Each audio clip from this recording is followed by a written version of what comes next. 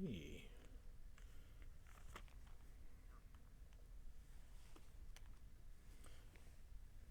And we are connecting.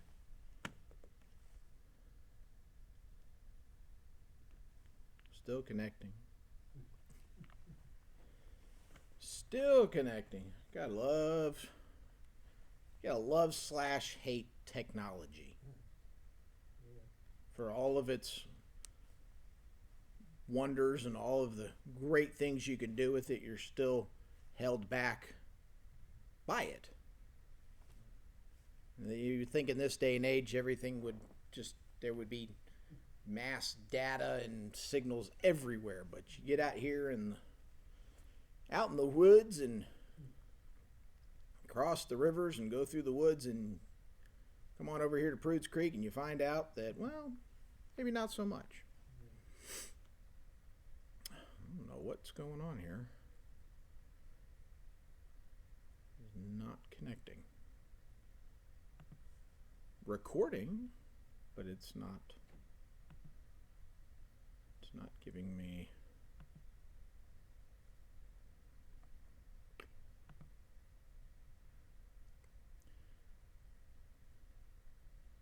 Don't know. Well, it always takes a moment. It's still not connecting for some strange reason.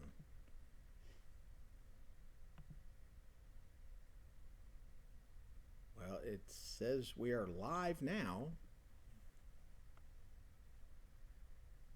I don't know if there we are. Finally. Okay. Anyways. So now we can officially start service because Facebook said so, right? Just like it's now officially winter time because the new tapestry is up for winter. Right, so season doesn't change until I change my backdrop, right? Yeah, that's if I had that much power, I'd be God, right? But of course I'm not, and I don't think I am either.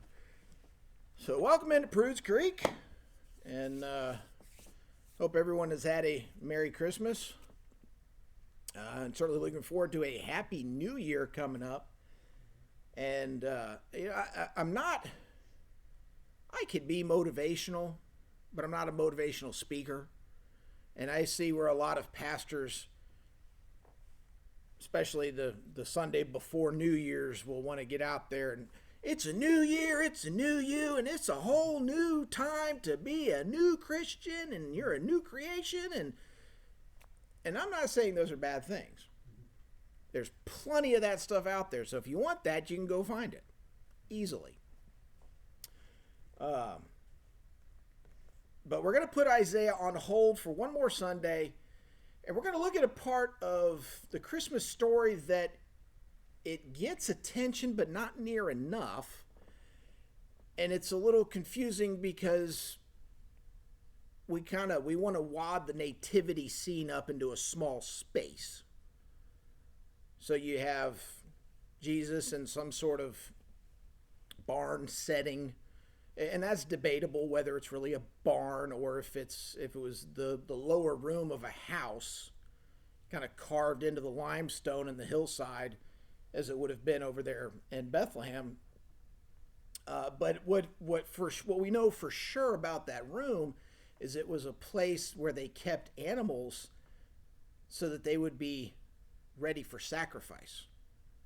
And so Jesus is born in a room where they kept animals for sacrifice. And as we talked about last week, we know that the angels came to the shepherds, and the shepherds turned around and went to Jesus and worshiped him on the night he was born. So we know he was born at night, at least late afternoon going into the night. But then the next thing we hear about, next thing we see in our nativity scenes is these three fancy guys riding on camels.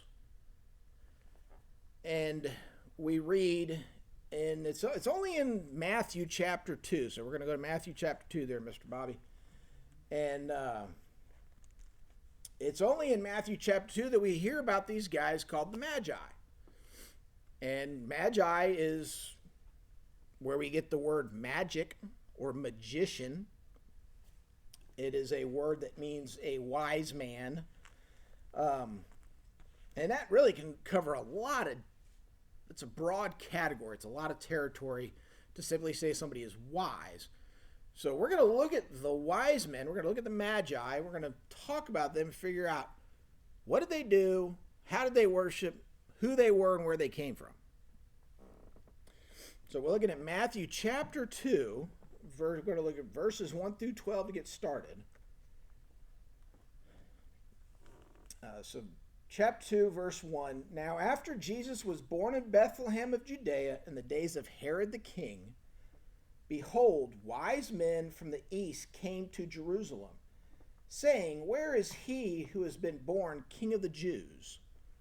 For we saw his star when it rose and have come to worship him. When Herod the king heard this, he was troubled, and all Jerusalem with him.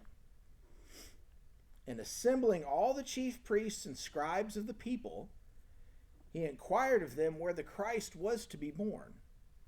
They told him, in Bethlehem of Judea, for so it is written by the prophet.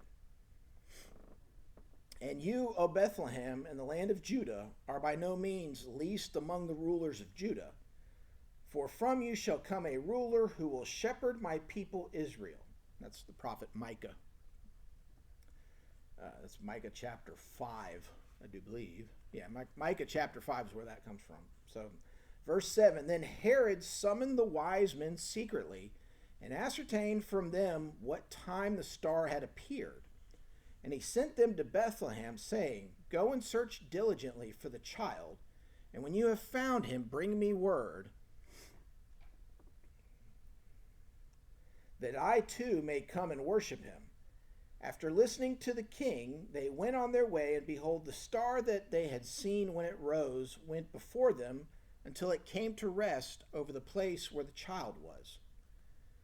When they saw the star, they rejoiced exceedingly with great joy.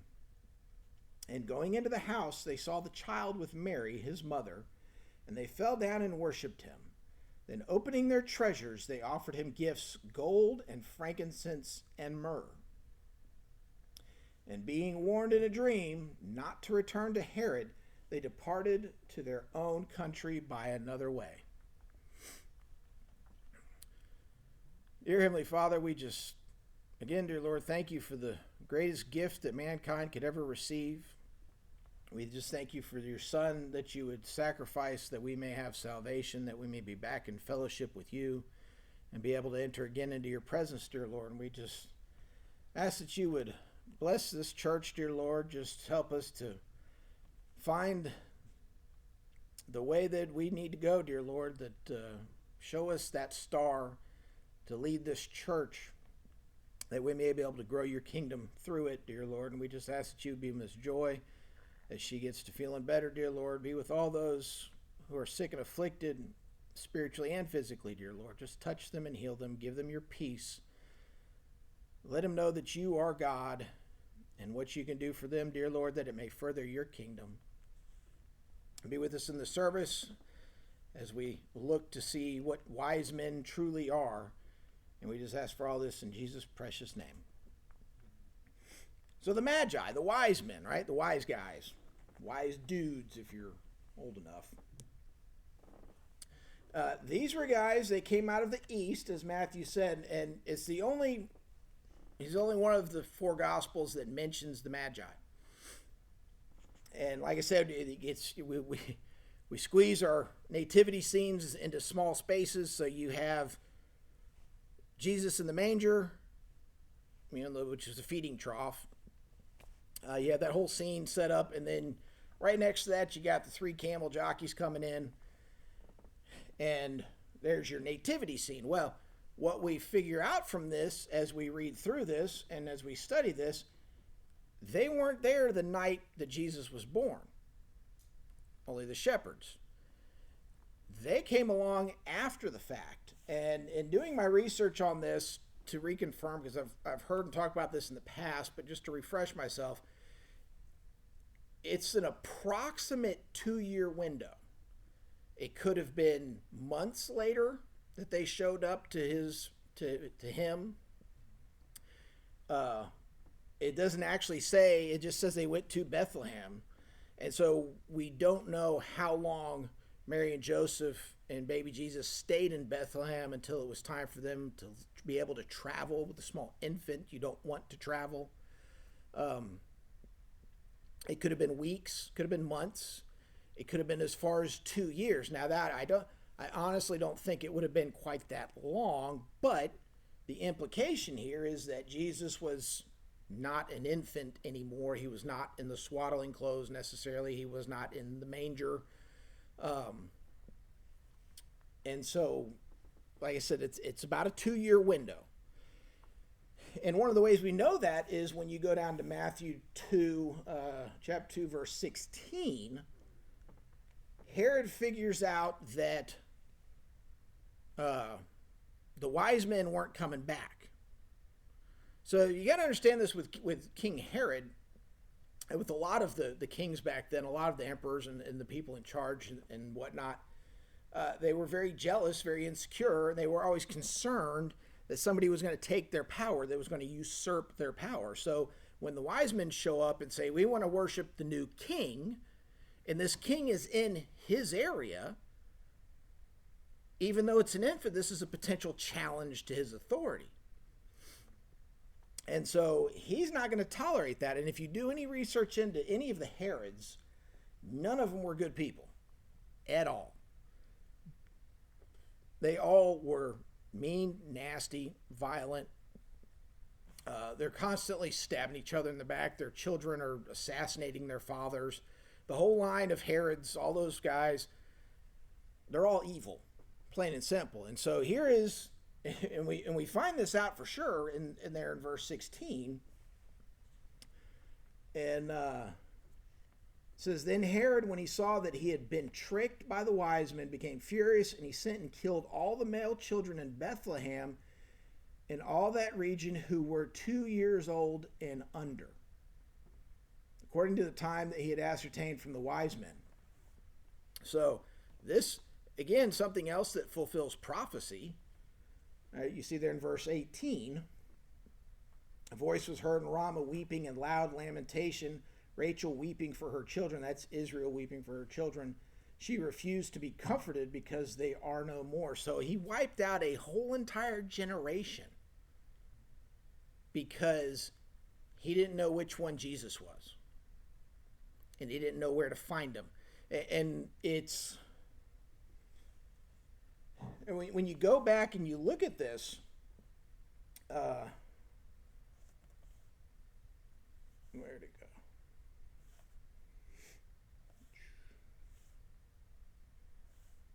Verse 4, so chapter 2, verse 4, and assembling all the chief priests and scribes of the people, he inquired of them whether the Christ was to be born.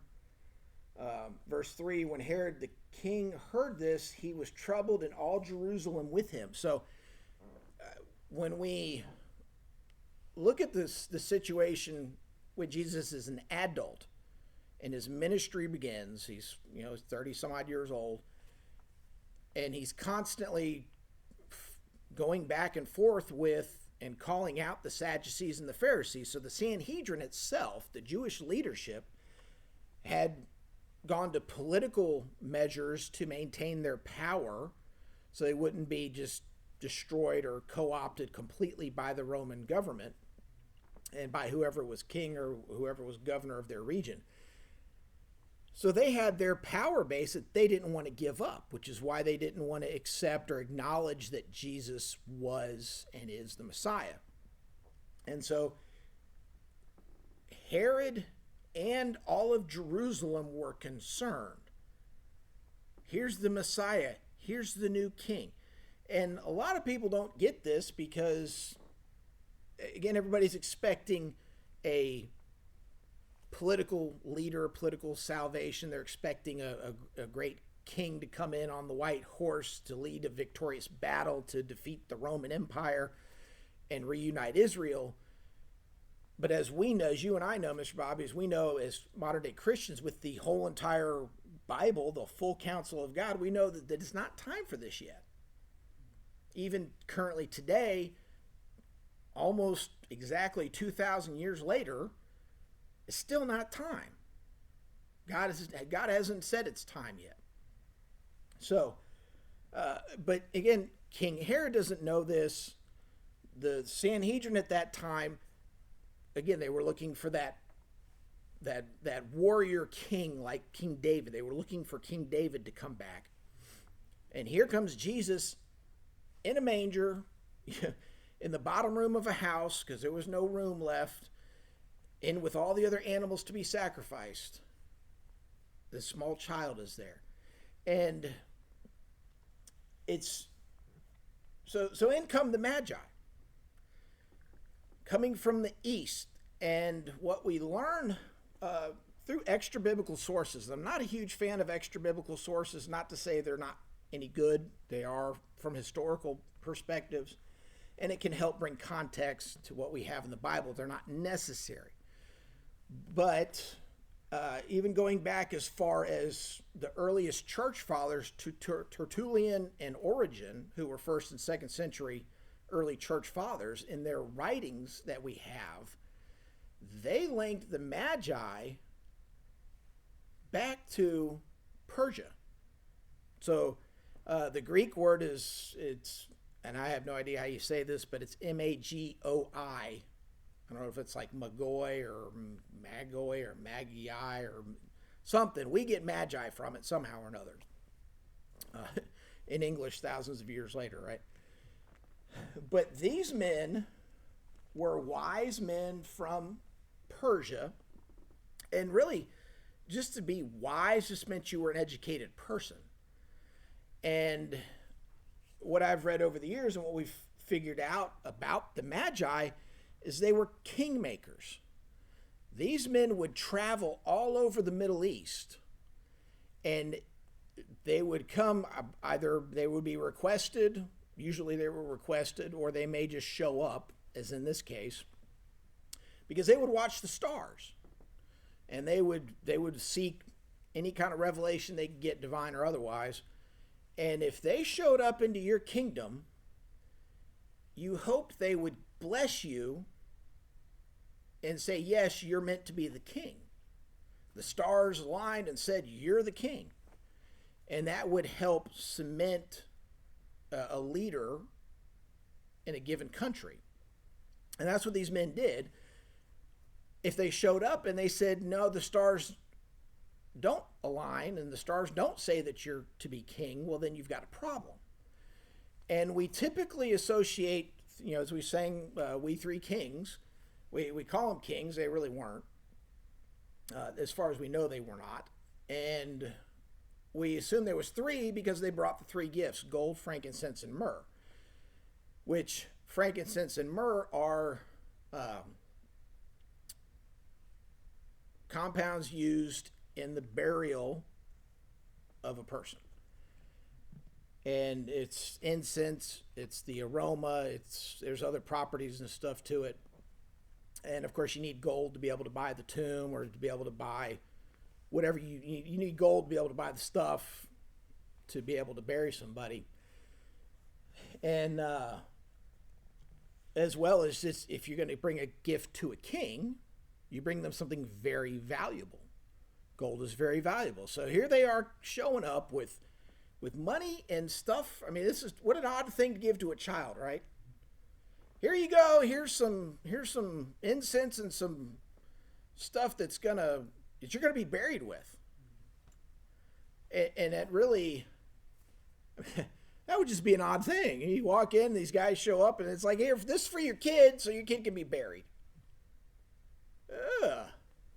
That is not a proper image, but we look at that today, and that is a blessing, because we know the purpose that Christ had when he came to earth was that he could be sacrificed. The will of the Father would be that he would die to reunite mankind with God. And so we can look on that today and not be so freaked out about it and go, okay, that makes sense. It's an interesting thing. But these Magi that came out of Persia, and we say there's three because there's three gifts. It wasn't until the 6th or the 8th century AD that they were given names. There's no writing anywhere, Old or New Testament. There's no writing anywhere originally that tells us who these guys are. It's just the Magi showed up and they brought these three gifts and gave them to a small child, right? So, but we learn from Tertullian and Origen that, especially when you trace the word Magi in the Greek, the Hebrew is a different word, and they actually figured out from the Greek Septuagint, which was the Greek translation of the Masoretic text of the original Jewish text, the Hebrew, we get the term Magi.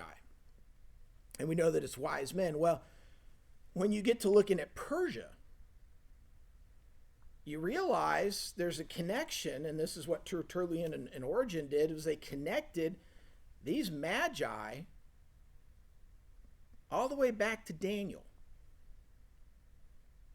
So again, there was more than three of them that showed up. They would travel in an entourage. Like I said, these are kingmakers. They're going around blessing this king and that king, or cursing this king and that king, that, you're not meant to be king, somebody else is. You're going to start a fight. And so, and plus you're traveling through the Middle East. Even back then, when you traveled in large groups because there was safety in numbers. So it was more than three guys, more than three camels. It was just the three gifts, but it was a large entourage of people capable of fighting and protecting each other. Not to mention all the food and supplies they would need to travel along the way. And if you're not going to carry the food, if you're not going to bring the sheep and the goats and the cows and stuff with you, you got to bring lots of money because you got to be able to buy food. Today, we can travel a great distance with our wallets in our pockets more safely than they could travel across the deserts, because we can stop anywhere and swipe a card or pull some cash out, right? If these guys were going to buy food along the way, they had to carry lots and lots of money. So you definitely want a big army, a big group of guys that would be able to defeat anybody that comes and tries to steal your stuff. So it wasn't just three guys, it was a large group. And they came out of Persia, but they appear to be descendants of a priestly line of men that can be traced all the way back to the prophet Daniel. And when you look at the time frame on this, it's almost somewhere around 550 years from Daniel to Jesus. So that's going back to the Babylonian captivity. And we know from Daniel chapter 2, verse 48, Daniel was given the ability by God to interpret Nebuchadnezzar's dreams. And so because he was able to rightly interpret these dreams, Nebuchadnezzar turns around and he was a young man at this time. He was an old man for the lion's den, but at this time he was much younger. So Daniel chapter 2, verse 48, then the king gave Daniel high honors and made him and many great gifts, made him ruler over the whole province of Babylon and chief prefect over all the wise men of Babylon. In the Septuagint, in the writings from Daniel, the word that is used in the Septuagint is Magi.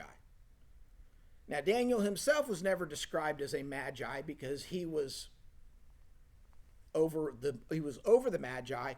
He had more knowledge and information due to God allowing him to be able to interpret dreams. But what this means is that he is placed over a group of priests, and Daniel is able to teach them about the one true God. And then at the same time, so a lot of the prophets overlap. And at the same time that Daniel is administrator, and at the same time that he's sitting on the court of Nebuchadnezzar, Jeremiah and Ezekiel were prophets at the same time. And it was different regions. They had kind of different purposes, but they overlapped. And Jeremiah was older. Ezekiel, I believe, was also older. I think Jeremiah was the oldest, then Ezekiel, then Daniel. but they overlapped, and a lot of their stuff tied in together. Now, Ezekiel himself never prophesied about the coming of Christ. And Jeremiah briefly does in chapter 23, verse 5, "Behold, the days are coming, declares the Lord, when I will raise up for David," which is one of the reasons why they were looking for a military leader to come and save them. "But I will raise up for David a righteous branch." We've heard that phrase before. "And he shall reign as king and deal wisely and shall execute justice and righteousness in the land." And then we jump over to Jeremiah 30, verse 9. "But they shall serve the Lord their God and David their king, whom I will raise up for them." Which is another reason why that kind of leads towards them assuming that it was 3 kings that showed up with gifts, because kings will come from afar. The reality with that is it's future tense, so it's a prophecy of a future time, because when you get into Revelation, you see that when Jesus' throne is established for his millennial reign, now all the world leaders, all the kings of the world are coming together to worship Jesus. So it was actually much farther into the future when he was prophesying. But and Jeremiah was a prophet roughly 400 years after King David. And so here we are talking about 400 years after David. We're talking about a guy, the next person in the lineage of David that's going to lead Israel to victory. But the Magi themselves were taught by Daniel about the one true God. And it's interesting to sit back and think about this and look at it. Well, how would Daniel have known? Well, again, between Daniel, Jeremiah, and Ezekiel, and Daniel was not he came from a wealthy family within Israel. And he would have had access, he would have been up at the higher ends of things. He would have been coming out of the actual, matter of fact, I believe he was in the king of Judah's court when Babylon took over. And so he would have had access to a lot of this information. But the primary source that they're getting all of this from is from the prophet Isaiah. So we're not totally abandoning Isaiah till next week, right? And that's why I went back to the book of Isaiah to get into prophecy. So much gets pulled from Isaiah, but we know in chapter 7, and specifically verse 14, "Therefore the Lord himself will give you a sign. Behold, the virgin shall conceive and bear a son, and shall call his name Emmanuel." And we have found in Qumran through the Dead Sea Scrolls a complete, fully intact scroll from Isaiah. So the whole entire book of Isaiah that we have in our supposedly unreliable Bibles, the full entire text that we have has been confirmed and verified with an ancient scroll that is on display in a museum in Israel. They have unrolled it, and it goes around the whole entire room. And so we know that this stuff's reliable. Well, Daniel knew it was reliable. Daniel had access to it. He more than likely had a copy of it. And so he's placed in charge of these wise men, these so-called priests and holy men who, for all their wisdom, couldn't interpret a dream. But Daniel's placed in charge of these men. And he would have taught them all the signs from Isaiah that were given to us by God, all the prophecies, all the signs. And for almost 500 years, these men looked to the stars, waiting for the sign given by God that the Messiah has come.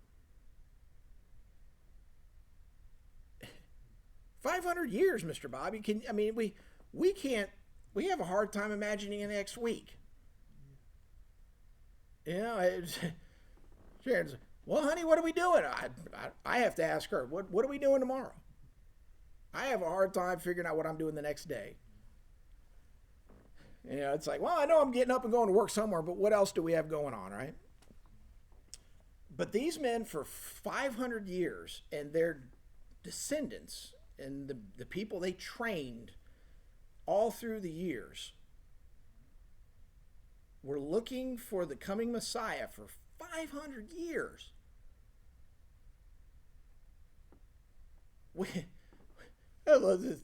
Comedians talk about this all. There's always some comedian out there that's got some kind of story. And there was one comedian that was, my son and I went out to the truck and we were looking for his Nintendo Switch, and we looked all through the whole entire truck. We couldn't find it. So it's like, well, I know it's not in the truck. And we go in the house, ask my wife, say, well, honey, we can't find it. We've looked and we can't find it. She walks right out to the truck and comes right back a few minutes later. Here it is, right?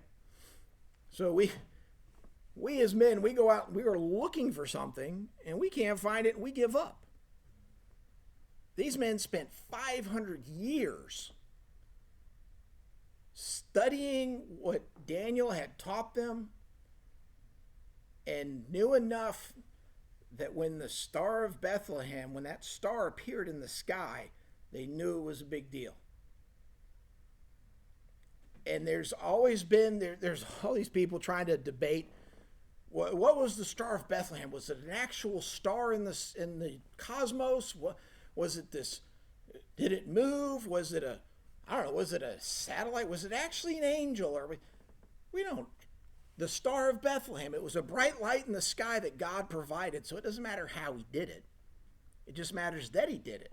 And he provided that guidance to these wise men that they would come. And this is, God didn't have to do this. There is nothing anywhere that says God has to do anything man's way, and yet God went out of his way to confirm the kingship of Christ through man's traditions and man's way of doing things. Just one more thing to confirm, one more thing to let us know for sure that Jesus really was the Messiah, that he really is the Messiah, because wise men sought him out to worship him. And that's always the message that we come down with on this, is wise men still seek him. And we as wise men today, if we were to even think ourselves wise, what would be the smartest thing you could possibly do? Seek Jesus. And so, again, the Magi looked for 500 years. And of course, we also know again that God was with them in this, because God revealed to them in a dream, don't go back and tell Herod what you found, because Herod plans on killing him.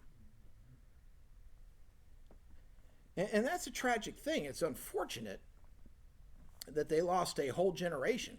And he didn't just have firstborn children killed. It was every child that was born in the last 2 years. What an evil, sick man Herod was. To fear a small infant child, to be so insecure that you are scared of a child. Now, you and I know, we know who that child would become. And what we also know is, by no effort of anyone, no king, no emperor, no governor, not Pilate, not Satan, nobody, not the Sanhedrin, nobody could do anything to Jesus until he allowed them to do it.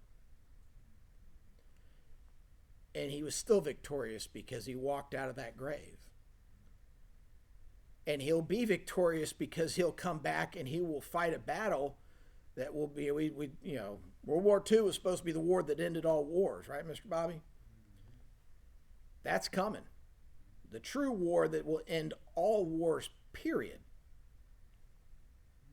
is when Jesus will return and reestablish his throne in the temple in Jerusalem. But again, we have to be wise enough to acknowledge him as king. And Gentile Persians, when you go back and you study, you look at Daniel at the end of the Babylonian reign, and the Persians came in and took over. I mean, they worshiped false gods. They had all kinds of weird practices. They had all this different stuff going on.